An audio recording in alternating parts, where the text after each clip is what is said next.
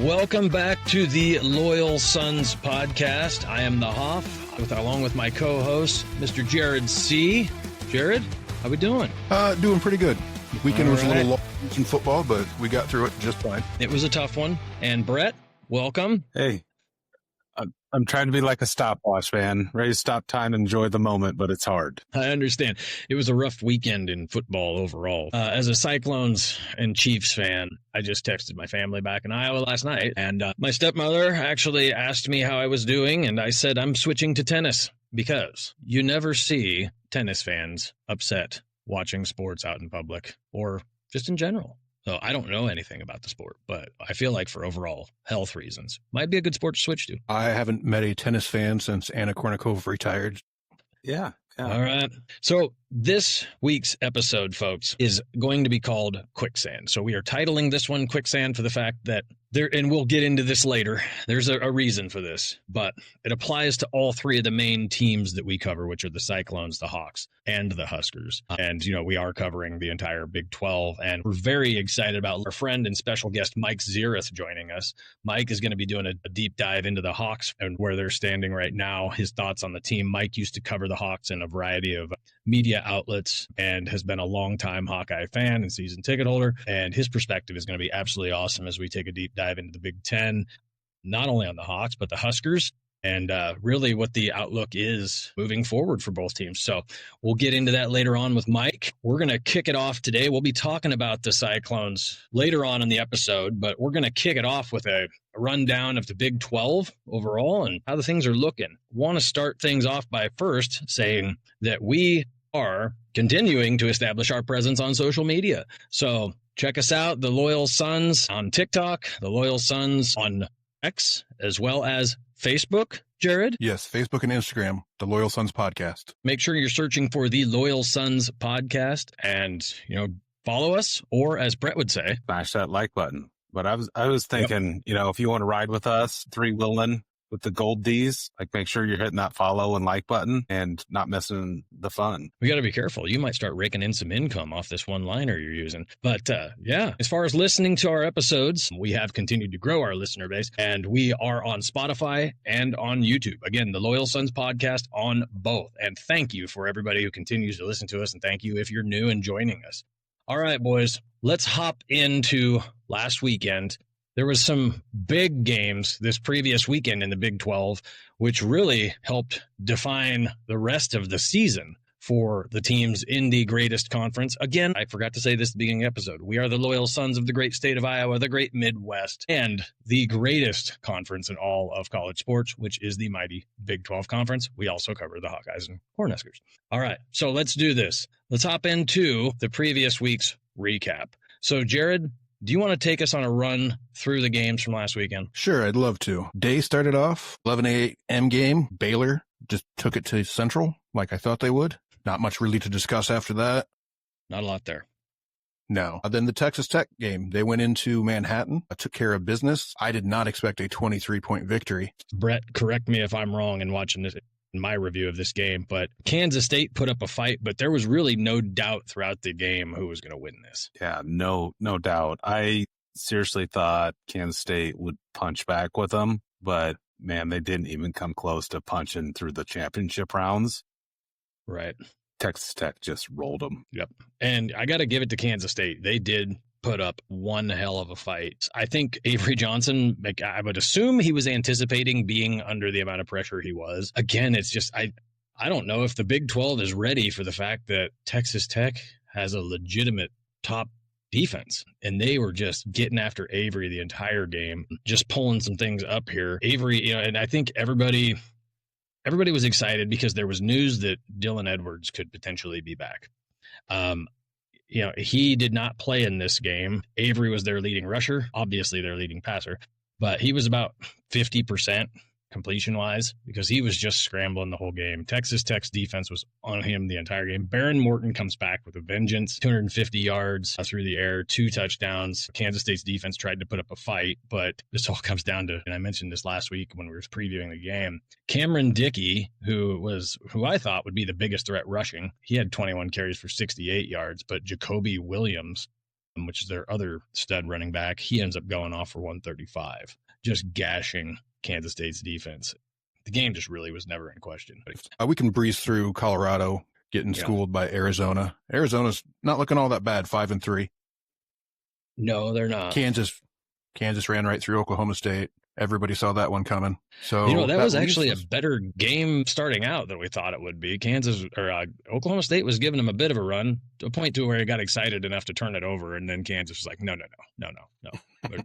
This is not happening. I think we flipped it over for a series or two, and they're like, no, this is done. They scored a touchdown and then got the ball right back, and then went down and scored another touchdown. We're like, okay, well, let's go back. All right, so after the Kansas game, the real game to talk about in the conference was Cincinnati going out to Utah, traveling 2 hours out of the East Coast, playing at essentially 10:30 body clock time for the Cincinnati Bearcats, and they just got smoked by Utah.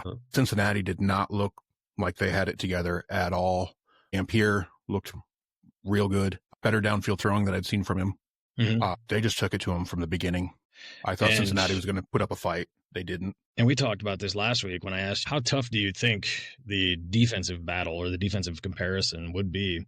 And you spoke up and said, the defense is obviously who's winning the defensive battle is going to be Utah. And that they did. The interesting thing is that, and I might be wrong, but Utah didn't have a sack.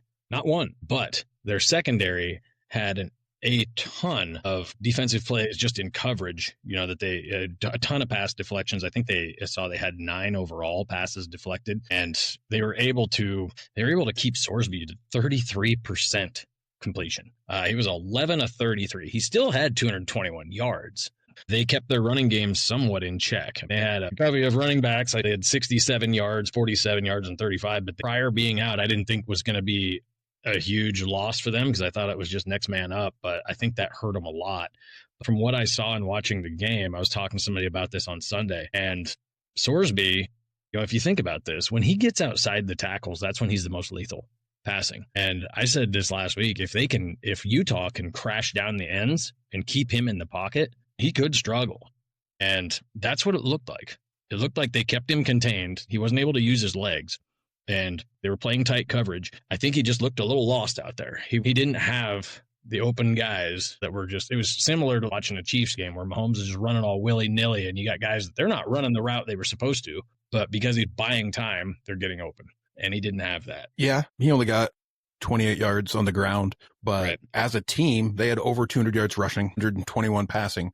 You expect more than 14 points out of that. Right. Exactly. So, I mean, they had yardage, just was unproductive yardage. Boy, where's that sound familiar? But anyways, yeah, I mean, they had one receiver that had a really decent game, but I mean, it was one long reception. 88-yard reception. Yeah, for Cyrus. But the story there is Utah, early in the season, we were talking about how after they lost to Tech, well, Utah might be done for the year. Something like, I wasn't saying they were done, but others were. A lot of people were counting them out.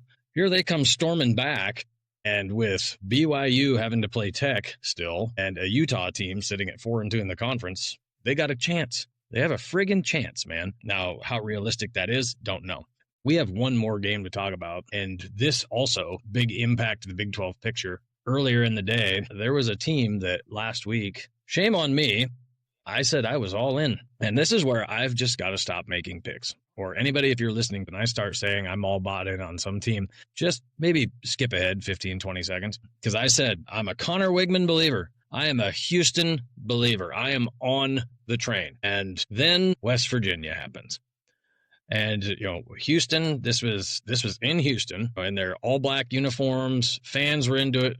The crowd was about as loud as you could hear at a Houston game. And West Virginia walks in and takes a dump on their 50-yard line. Didn't I sit there and say last episode that it's going to be Tech and Houston in the Big 12 championship game? I wasn't going to call you out on your picks, but I will call myself out on mine. But yeah, so two of us guilty as charged. You need to call me out because it was awful. Okay. Like I was also all in on Houston and thinking, okay, they're getting the momentum. They're going to make a run. They're going to sneak into the Big 12 championship game and play Tech. And then West Virginia happened. And we were watching this, and I kept hoping they would pull it out, and West Virginia just kept the distance. The only thing that I said last week was, like, maybe you get down to your fourth string quarterback that just needs his shot. I referred to Kyle Kemp from Iowa State, and like maybe he's the guy that you needed all season. Well, maybe Fox is. I'm not saying West Virginia is going to make a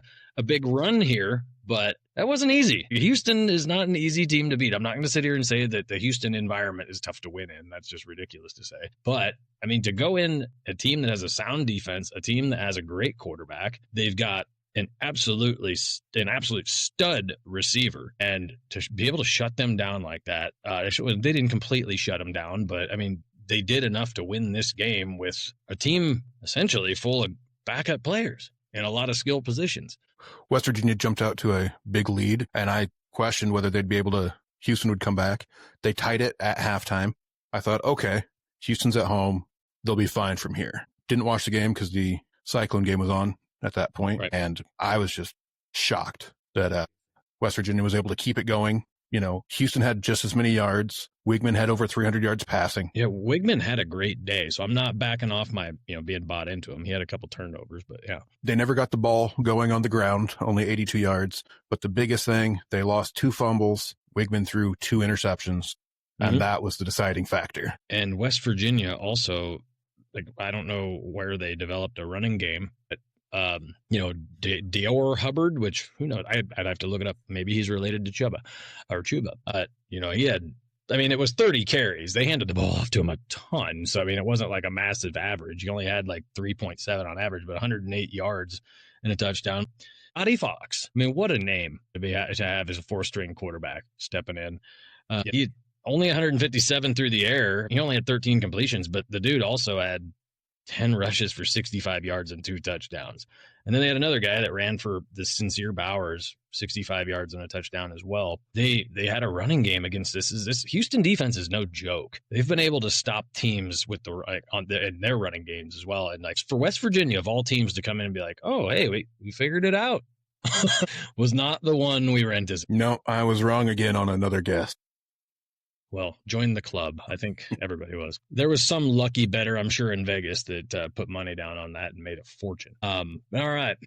So as far as the rundown of the weekend, like I said, some very clear separations from some of the top teams in the conference. It did muddle like teams 3 through 4 and 5, and then some upsets as well. But looking into this next week, we've got some games that are going to even further help the cream rise to the top, or if you want to say, separate the serious contenders from the pretenders. Jared? Let's start Friday night. Houston, who we just discussed, is going to Florida to take on Central Friday night. Central is favored 1.5. Vegas is clearly fading Houston after that loss.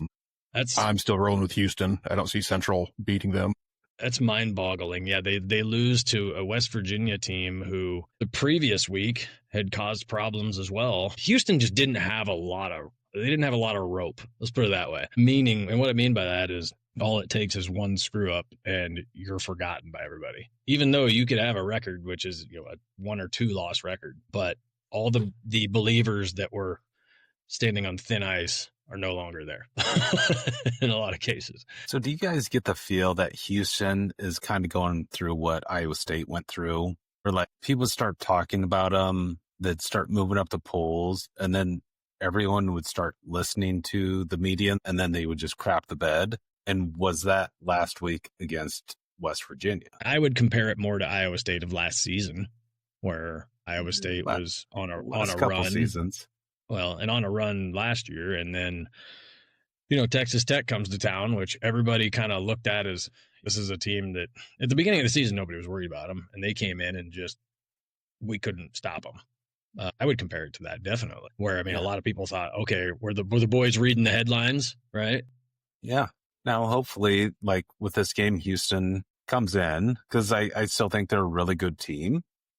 And say, hey, we're underdogs. I know it's a Friday game, which those always get weird, but if I was I was picking a team, I would say Houston big. If I was a Central fan going to this at the Bouncehouse, I would be very worried that Houston is very pissed off. And a pissed off Connor Wigman, who's already last week in a loss, was able to throw for 330 yards and 4 touchdowns, regardless of 2 picks. And what he can do to that defense might be kind of scary. So this might be a statement game for Houston to say, listen, we should not be getting over it. All right, Jared. All right. The next game up, 11 a.m. ABC. Gameday will be there. Really the game of the week, maybe the game of the year in the Big 12 championship, is BYU goes to Lubbock. Tech is favored by 10.5 points. This is really the big game of the year. What do you think, Hoff? 10.5 points is, here's the thing with Tech. It's hard to, when you see these spreads, you just want to go, like, this is an easy one. Honestly, this is one of those where watching BYU, you take BYU, but Tech in these games where they've had these spreads very seldom has not covered. I mean, last week, I can't remember what their spread was against Kansas State, but wasn't it similar? I believe so. Well, They won by 23. Yeah, so exactly.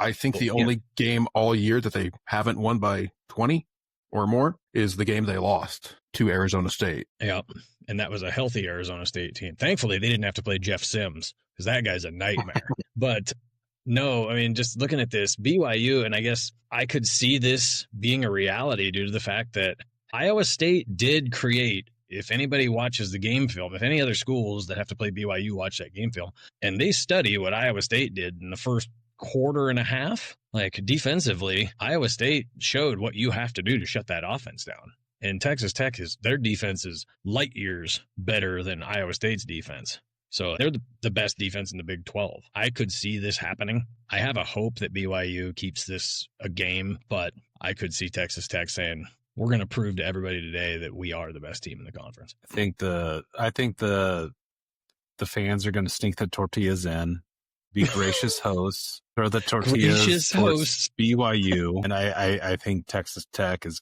probably going to beat them by 14-21. I saw the Gambling Gauchos, I think, which is a Texas Tech account today, posted the Alcoholics versus the Mormons. Which is interesting. Lubbock's in a dry county. Oh, it's not dry at all.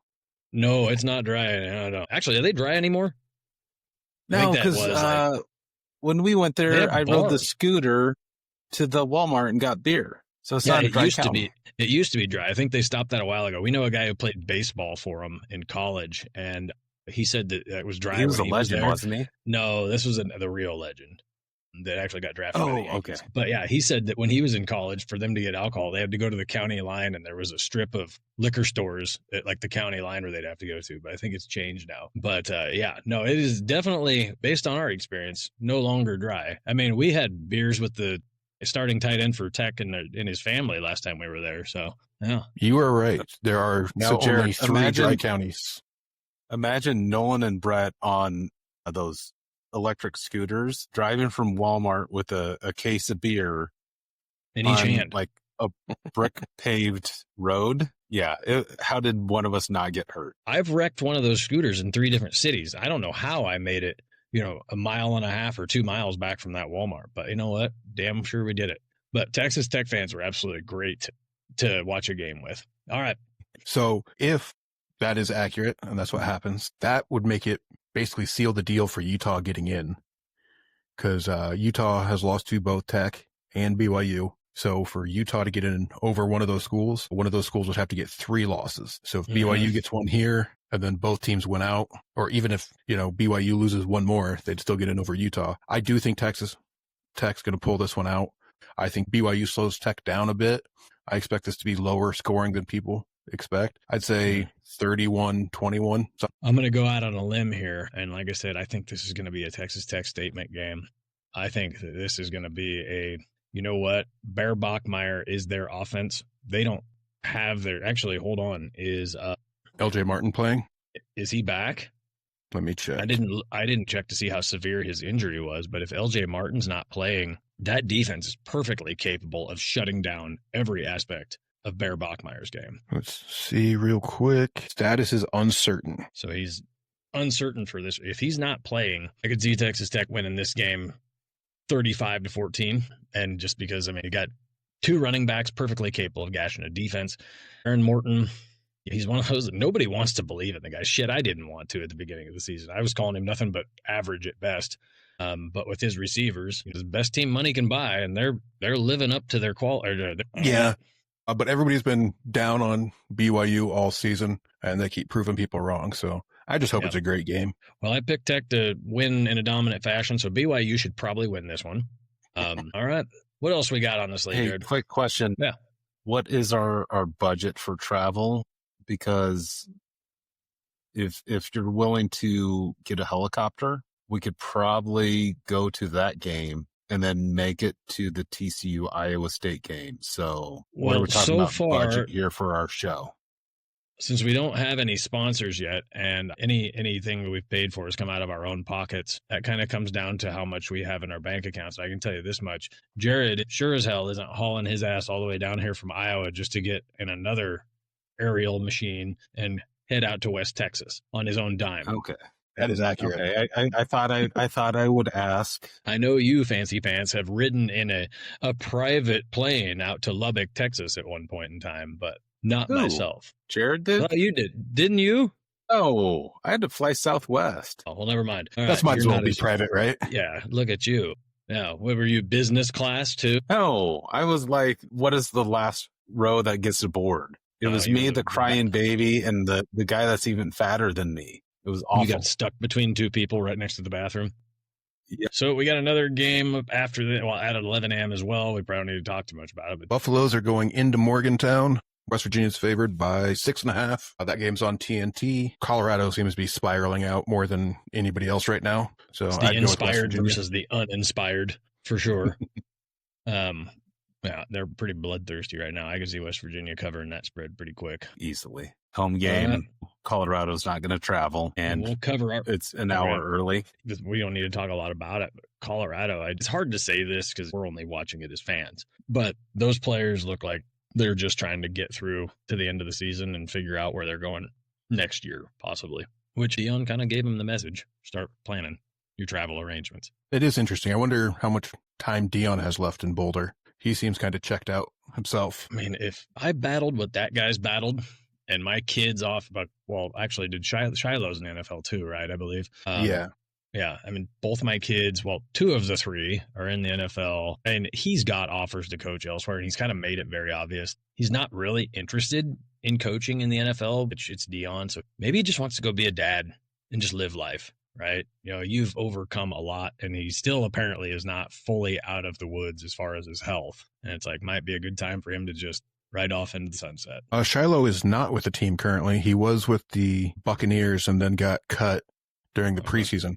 He never signed on with anybody else, which shocks me. I figured somebody else would give him a shot. Well, maybe we'll be seeing him in the spring in the UFL. More than likely. All right. Up next on 2:30 ESPN2, Kansas goes to Arizona. The Wildcats are favored by 5.5 points. This could be a high-scoring game. Arizona's defense tackles a bit better than Kansas's. So I like Arizona in this one. This is going to be one of those games. A couple weeks ago, I talked about it, the West Virginia game, that, you know, they almost pull off a massive upset and nobody was watching it. And I feel like this game is relatively similar to that in the fact that really nobody winning is going to pull off an upset, but nobody's looking at this game, just like our game last week, and saying, hey, you know what, this is a game I have to watch.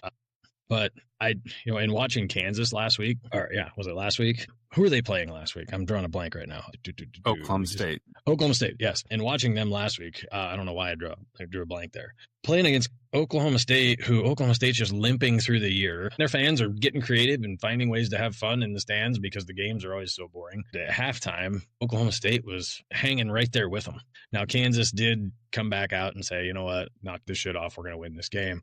They're going to be able to do that against Arizona. You know, Arizona is a team that I was a firm believer in them when we played them earlier in the year. I did not anticipate that we were going to knock the piss out of them like we did, which turns out that was the game that kind of ended a lot for us. But Noah Fafita is a guy I still believe in. That guy on the season, he's over 2,000 yards passing, 21 touchdowns, and only 4 interceptions. I would give anything to have a quarterback that has those stats right now. And I think that this defense, and they have Ishmael Mahdi, who is a solid running back as well. I could see Kansas's defense being the story of this game and Arizona completely exposing their lack of defense. And I could see them getting a dominant win here. But my hesitance is the fact that it's still Daniels. Like I said, he can show up one week and be the best quarterback in the conference, or he can show up and he can be one of the worst. So if he shows up and he's got one of those weeks, little side promo there, though, I'll say this. We do have next week's a special guest joining us for that week as well.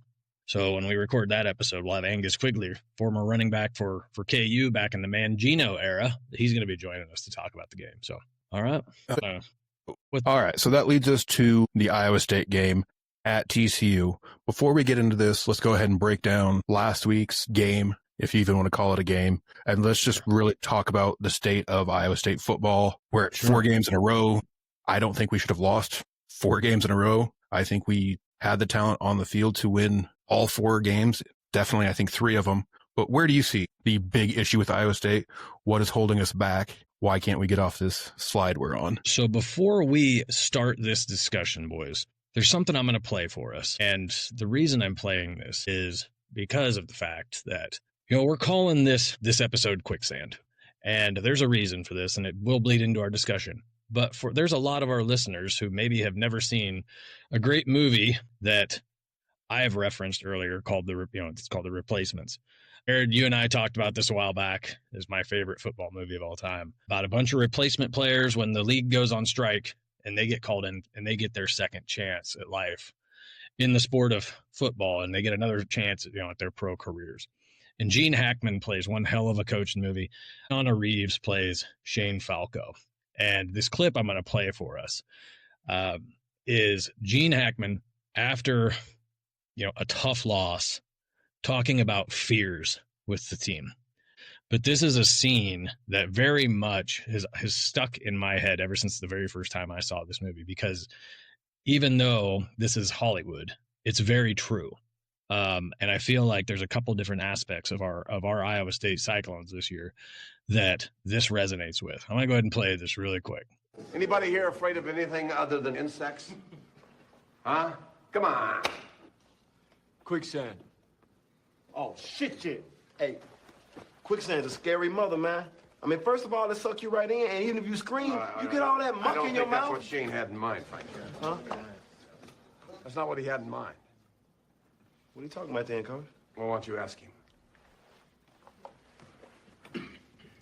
Hey, what's up, Shane?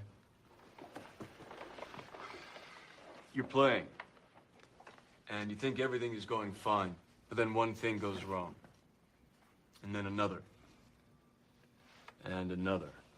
And you try to fight back, but the harder you fight, the deeper you sink, till you can't move.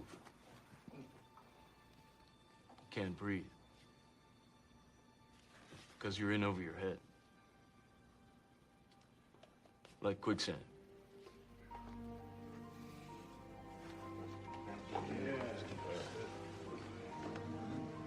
That's some deep shit, Shane. Some deep shit. That's something that has always stuck with me as somebody who I played, obviously, we all played in high school. And I went past high school and played in a league where I got my second chance at a peon arena football league, in the Midwest. And getting a second chance, this was a movie that it was very near and dear to my heart. But at the same time, the quicksand piece, because when it comes to Rocco Becht and what he's going through right now, because there's a lot of people that are crying out for Rocco to get benched. And Brett, what did I say to you last week when we were discussing Rocco before the game even started? He just hadn't been right. And it's like he is just trying to overproduce to get them back right. And, quicksand. And so I said it was the quicksand effect. Rocco is out there trying to make plays. The thing people are losing sight of is this kid he's got the talent to be one of the greatest quarterbacks in the Big 12. People were seeing it in the first 2, 3, 4, 5 games of the season. There were still some non-believers out there. But what this kid is battling is a lack of trust in his receivers because there are drop passes. He's battling his lack of confidence in his own throws. He's questioning his own decision-making. And he's going out of his way to try and make plays that aren't there. In some cases, Jared, you say this once in a while, he's seeing ghosts. And quarterback is the hardest damn position to play in what many will say all of sports. Peyton Manning will say it often. But when you start having that quicksand effect, just like Shane Falco is referring to in this movie here, you just go deeper and deeper and deeper, and then you're in over your head. What I saw this last weekend was the fact that Rocco, that was happening with him. Our defense, a lot of people are calling for Haycock's head in some cases. I'm not a believer in Haycock needs to be fired. But I am a believer in the fact that the 3-3-5 maybe has grown irrelevant. The 3-3-5, when Haycock and whoever else on the staff brought this on, it was a genius idea. It was innovative. It was perfect. I saw somebody state earlier this week that it was designed to essentially stop an Oklahoma offense at the time, probably with a guy on that team that's playing tonight here in Dallas, which didn't really happen because, we watched him run all over the field on him. But I think Haycock needs to really look at, is the 3-3-5 really the best thing for Iowa State anymore? And yeah, I think that they do need to help Rocco out. They don't need to bench him, but they need to start coming up with game plans and let him know in a one-on-one sit down. This is coaching psychology 101. Sit down with him, Mauser, Campbell, quarterback's coach, and they talk with Rocco and say, we are not looking to bench you. We are not trying to send you a message that we have lost faith that you're our guy, but we want to help you out. Whether it's Mansky or Moberly, build some packages with both of those guys in there. Start getting them more time in practice and let him know. There's a potential where if things start going awry for you in the next games, we may pull you off, give you some time to get right, and try these guys out. And it's not that we're trying them out because we don't want you to play, but we want to rescue you, because you have to start looking at, are we damaging him for the future? If you leave him in these games and these same things are going on, like the damage that is already done is going to get far worse. And you could have an absolute shell of what he was by the end of the season. So I agree with you. He's pressing. He's trying too hard, but he's a competitor. That's what competitors do. One thing I do think we do need to consider is what is best for the team. Is he giving us the best chance to win right now? Which I clearly think he is. If the coaching staff, Campbell, Mauser, thought that Mansky or Moberly would give us a better chance to win these games, they would be in already. Rocco did take some major hits 2 weeks in a row. I wonder if he's not trying to play through a injury or if it's all mental. But the last game, he was off more than he had been the week before or the week before that. The week before that, he was just off. That interception this week, I don't care too much about it. I don't think any good quarterback would have their head in the game 100% after just seeing their tight end hauled off the field like that. For anybody to have their head on straight in that moment would be impressive. So I don't hold that against him. By the way, before you continue, Ben Bramer, the fact that you're okay, that was a definite moment where the game no longer mattered. It was awesome to see, Arizona State fans and Iowa State fans in unit just all went silent. Both teams on a knee. A lot of people feared for the worst. Like, a lot of people thought he was dead. Jared, you were texting me asking, did he die? I was sitting there with Brett, and we were both just distraught. It had nothing to do with the fact that this is a guy who plays for Iowa State. This had the fact, what this was a college kid that we thought he lost his life right in front of our eyes, playing a game that he loves. And like Brett said, here we are ragging on a team, and something like that puts things into perspective. But so happy he's okay.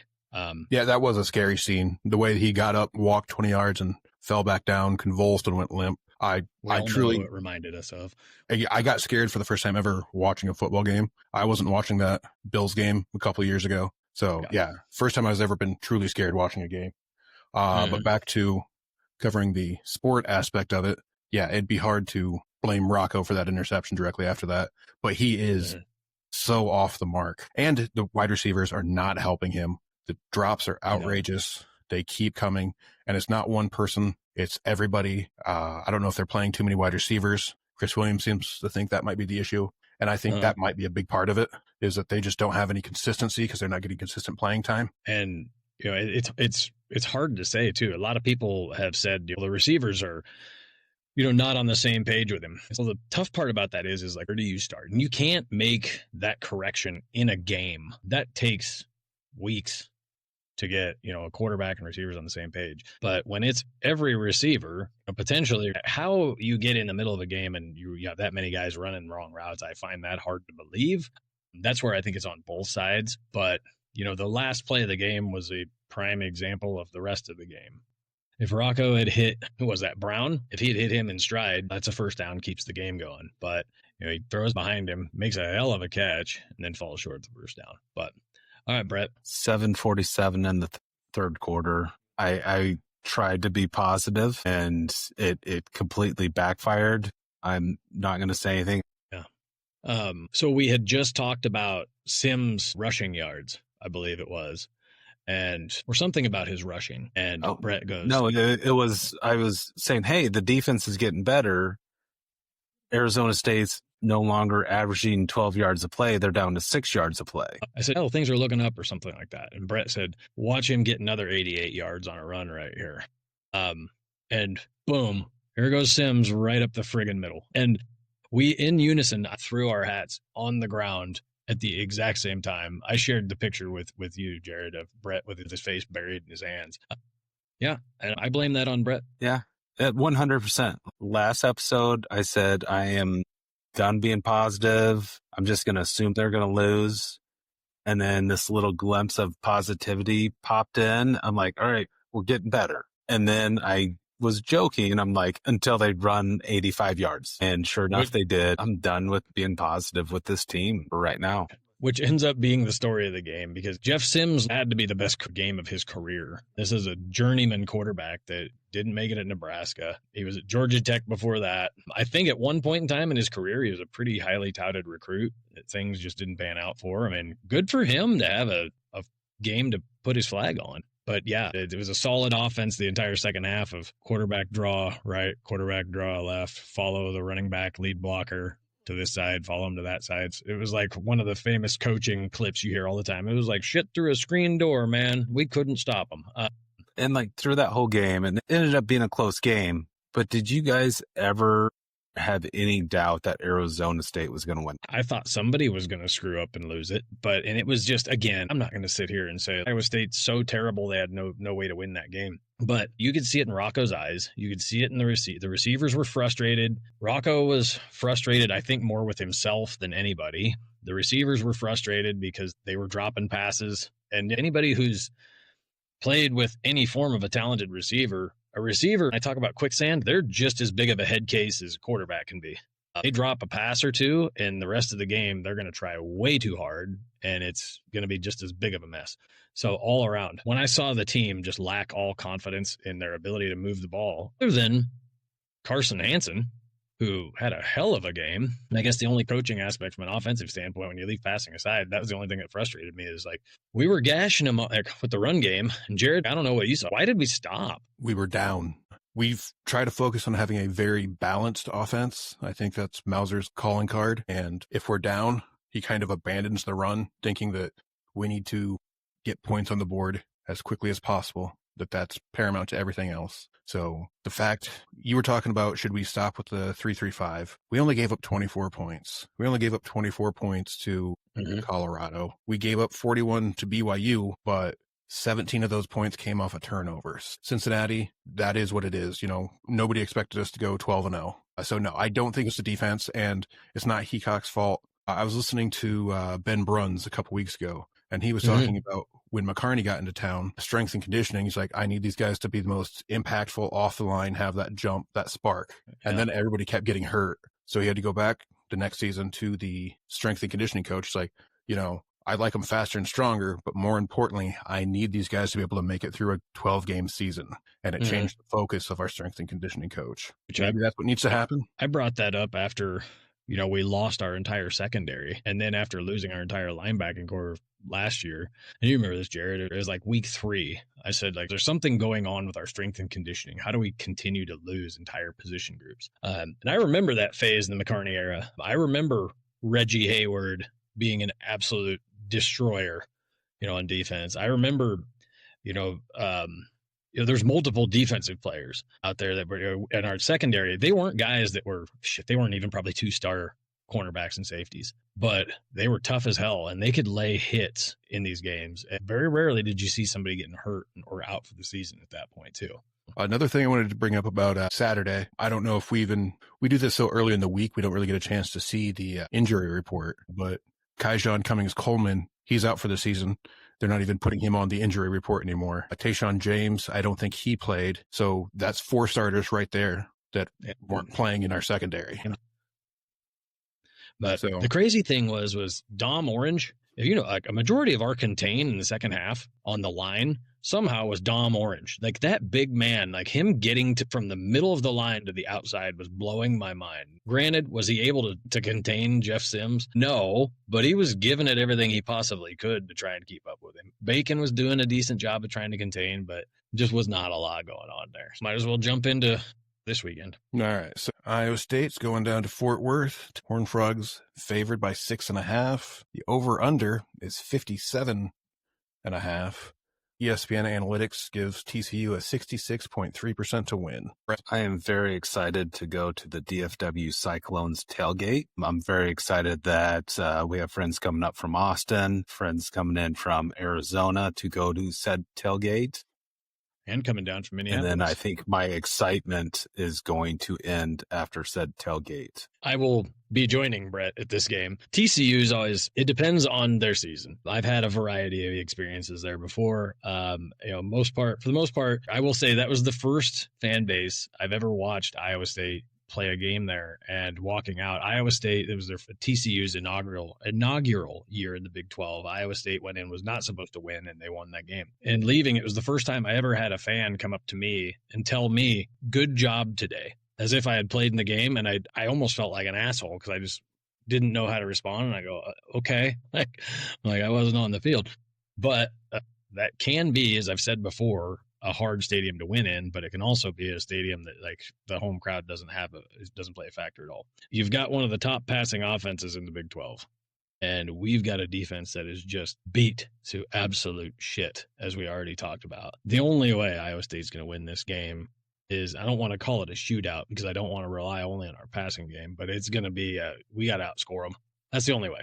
Only way. So you want to do a breakdown of the stats. Hoover only has 250 yards more passing than Rocco. Hansen has a lot more rushing yards than their leading rusher. Not to mention, Sama has another 550 yards himself. They're not big on sacks. Their sack leader only has 4 sacks on the year. It actually breaks down to be a little bit more even than I thought it was going to be. But I'm also, coming from a world of negative because we've lost 4 in a row. They've only won 2 in a row, and one of those was squeaking by West Virginia.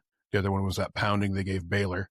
But, they got pounded 3 weeks ago by Kansas State. So the game might be a little bit more even than I expected. If you look at the over-under, Vegas isn't expecting their defense to be able to stop anybody at all either.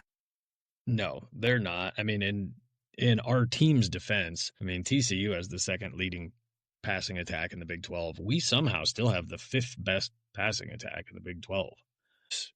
My biggest fear of this game is that TCU has not a ton, but they've got one for sure playmaker at receiver. And we've got Soul, we've got Eskelson, we've got any number, and you can name any one of our tight ends. Losing Bramer is a huge hit, but our other tight ends, Burkle, like I said, name any one of them, and they're all threats. But the big play threat, we don't really. Soul would be a big play threat, but we just, as we've seen, they're lacking a lot of faith in being able to get him the ball. He's had a few drops here and there. TCU does have the number 1 leading receiver in the Big 12, and they also have another guy too. Dwyer's the 15th leading receiver in the Big 12.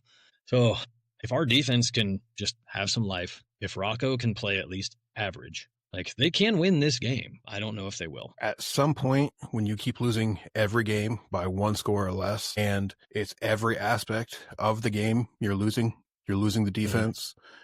Your offense can't score points. Your special teams is doing everything they can, from kicking punts they shouldn't have been within 10 feet of. Had another guy this weekend run into a ball that was on the ground and got near it.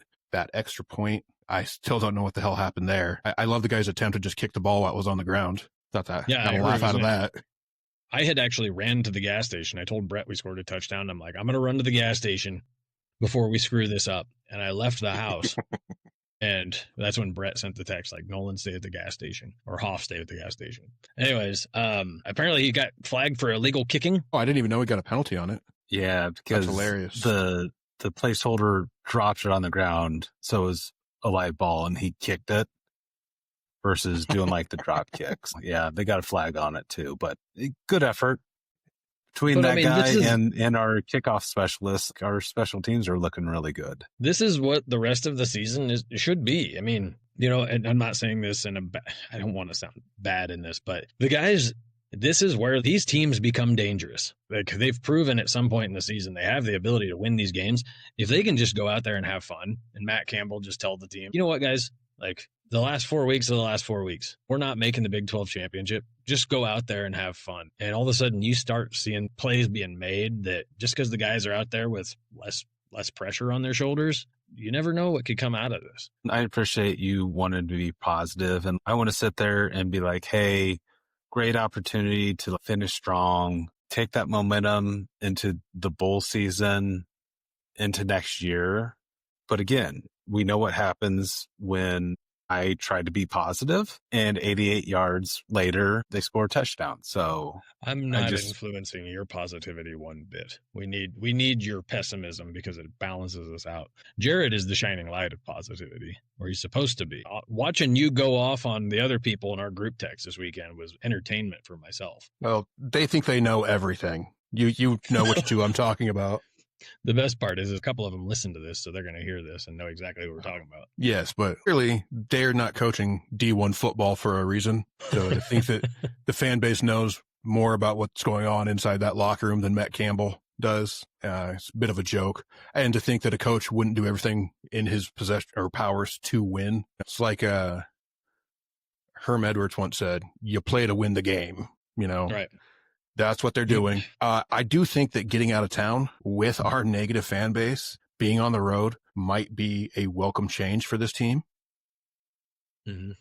That way they can just kind of, and again, we're on a skid. This can't continue. And in order to lose those 4 games, it took all 3 aspects of the team working together to lose those games. If just one of those sides pulls it together, we probably win 2 of them. One question for you, and we can move on. So, in the upper southern section on the east side of the stadium, something took place, which obviously we've talked about. Section P, which was obviously Oklahoma State. We are not stealing, or Indiana, whoever the hell wants to claim that they started this. We're not stealing this from anybody and saying that Iowa State did anything innovative here. But it seemed like it sparked a little bit of life into the crowd. Jared, those knuckleheads that were up there probably pissed drunk off fireball shots, which we saw people passing around in the crowd on TV, by the way. Y'all aren't as sneaky as you thought you were. And then Cy was up there with them, and it continued to grow. Now, granted, the only difference between us and other schools is the fact that it was 40 degrees and raining. And like I said, there was enough that Iowa State was in the game, and the fans gave up and just went and did that. Good thing or bad thing, Jared? Just like Brett just referenced, they did that in the game that we were still in. The bigger problem was that section had become empty all on its own prior to that in the game we were still in. That really pissed me off because we were in that game and people just left. Like, the game didn't completely sell out. It got real close. I think they still had a couple thousand seats left, but we had over 60,000 people there, or at least 60,000 tickets sold. It wasn't supposed to rain, and it did. But for people to give up on this team so quickly was very upsetting. And there's enough people that are enough big names as far as Iowa State coverage that already shit on them. But, and I'm not going to take us down this road because we're going to move on. We spent enough time on it. But the suck up end zone has a lot to do with, I think, crowd control as far as the vacancies and when we start getting into the second half. Now, granted, the temperature, the weather was not the greatest. I will defend some of the fans and the fact that, dude, I mean, we all know what it was like 20 years ago if it was freezing ass in Jack Trice. You went out at halftime, had a few beers, and you're like, it's kind of tasting good. This game's a little bit boring. But yeah, for the mass exodus like we saw, that was a little ridiculous. Fans, I'm not going to shit on you, but we can do better. I wonder if our school would get with the times and sell alcohol, if that would keep people in the stadium. Could be. I generate more money for a team. I heard the biggest challenge from folks who went to a George Strait concert that was at Jack Trice is that it wasn't the alcohol sales that were the problem. It was the lack of men's bathrooms that were the problem. I was at that concert and all the beer vendors were going rogue, charging whatever price they wanted. And so it really opened my eyes as to how bad our concessions are along that whole concourse, and how easily and how little money it would cost to upgrade those and get modern bathrooms and double the amount of them. Yeah, and yet because we they still get haven't beer done in it. they get alcohol in the suck up end zone. I'm pretty sure, but I mean those are the yes, they do. high end. And again, you can't blame them for being inside when it's raining, and inside they can get beer. Where would you be? Especially when they're paying a shit ton of money to be there for it too, or to have seats there. Most of them aren't paying for tickets; they're all getting them comped. Yeah. Well, I'm not going to piss off any of our alumni or donors, but yeah, it's constantly brought up the fact that we get close to halftime and it's empty. All right, enough about that. All right, let me get that pulled up real quick. All right, the championship odds. Right now, Texas Tech still in the lead, -170. BYU unbeaten, +320. Cincinnati +850. Utah +1100. ECU +2200. Arizona State 3000. Houston 11,000. Mathematically, almost all of these teams are disqualified already. Be real hard for Utah to make it. Like I said, for Utah to make it, BYU or Texas Tech would have to lose 3 times, and I just don't see that happening. It's a race between Tech, BYU, and Cincy at this point. And after what Cincinnati just did, what Cincinnati just did doesn't look promising for them. Let me pull up their schedule real quick. Man, I just had it up. All right, Cincinnati. So Cincinnati has to play. I do know that they get BYU at home after they go to Arizona. Then they finish the season at TCU. So Arizona at home, BYU at home, then they go to TCU. And so again, I know earlier I said I jinxed this, but like my gut is only wrong 99.9% of the time. Still Texas Tech and Houston. I think it's going to be that weird thing where at the end of the season, we're all looking like who got in. I think it's this team, that team, and it's going to be Houston. I mean, Houston has to play Central next, and then they have TCU in Houston, which West Virginia proved to everybody that that's a winnable place to play. And then they got to go to Waco. Both are in state, so they're going to be focused. Okay. Right. I mean, so your theory is as strong as anybody's. For that to happen, BYU would have to lose twice. Tech and Cincinnati, possibly TCU. Since Cincinnati would have to lose another game, and then it get into a round robin effect. But again, doesn't seem likely. Tiebreaker. And if you think it's a round robin, if you think that, go bet that $100 and win 11,000. What's our budget again for the show? I mean, pull up your bank account. We can share the screen, and then I'll tell you. So that's our odds. Vegas won't give us any odds for any team below that. No reason to. Exactly. Do we even want to do my power rankings? Sure, man. All right. BYU, Tech, Utah. Everybody else sucks. We're done. He's not the best color man in the business for nothing, folks. So Brett is in on Houston is his team that is going to be, I think everybody's kind of, it's like Tech and who else? Brett thinks Tech and Houston. Jared, if you had to pick a team right now and go all in on them, you had no choice. You have to go all in on somebody. Who are you going to pick? BYU and Tech. Okay. Like, it's not even close in my opinion. They both already beat Utah. Houston already has 2 losses. I don't see anybody beating Tech again. Maybe BYU. But yeah, BYU, Tech. I'm going to be a wild card here. I'm going to say Tech and Cincinnati. I say BYU gets beat twice. Cincy wins out, and it ends up being a Tech and Cincy matchup. So you're saying that Tech beats BYU this weekend, and then in 2 weeks at Cincinnati, BYU. That'd be very interesting. I don't see it happening, but good for you. Stick to your guns. I just didn't want to. I haven't picked anything that made sense all season. I really just didn't want to. It's kind of like Gameday does. I didn't want to pick the same as you two, so I had to pick somebody, and that was really all that was left. So I'm just going to. Oh, no. Gameday, they always pick SEC schools. Well, and they're all the same. Yeah. All right. Well, that's a good rundown for the week. Any other thoughts, boys, before we end the episode? I do want to give a congratulations to Penn State. Despite all metrics, win-loss totals, they are still in ESPN's top 25 on the FPI. They dropped all the way down to 22 from 21 after that ass-kicking they got from Ohio State, but still in the top 25. It's mind-boggling. Go the Lions. FPI continues to be absolute dog shit, as I've said it has been all season. And the CFP rankings come out tomorrow night, so we'll get to see if the Iowa Hawkeyes get any respect whatsoever. But anyway, all right, hell of a rundown, Jared. Thank you for walking us through last week's games and this week's games. Also, great discussion, guys, around the team. Again, very much a quicksand effect. We'll get into in our next episode. We'll get into the Huskers and how their season is going to look after last week. Tragic loss for them as far as football goes, with Rayola going out. And in Iowa with the biggest game of their season on the horizon right now, and a game that we'll be talking about in our next episode as far as what they got to do to win with Mike. And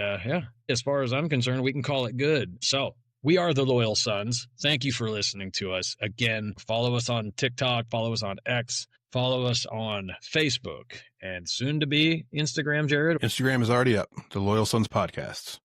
Instagram is already up. And on YouTube and Spotify, you can find our episodes. Brett? Like and smash that, or share, and make sure you smash that like button. All right. You had one job. I know, and I failed. He's a big dumb animal, everybody. Well, as we say every episode, the cold bush light on us, Iowa State fans that are going to make it to Fort Worth. Hopefully we get to see and speak to you a little bit this weekend and share a few cold beverages before the game, and maybe see an Iowa State upset down in Fort Diggity. All right, again, we're the Loyal Sons. Thank you for listening. Have a good rest of your week, folks. Have a good one. See y'all.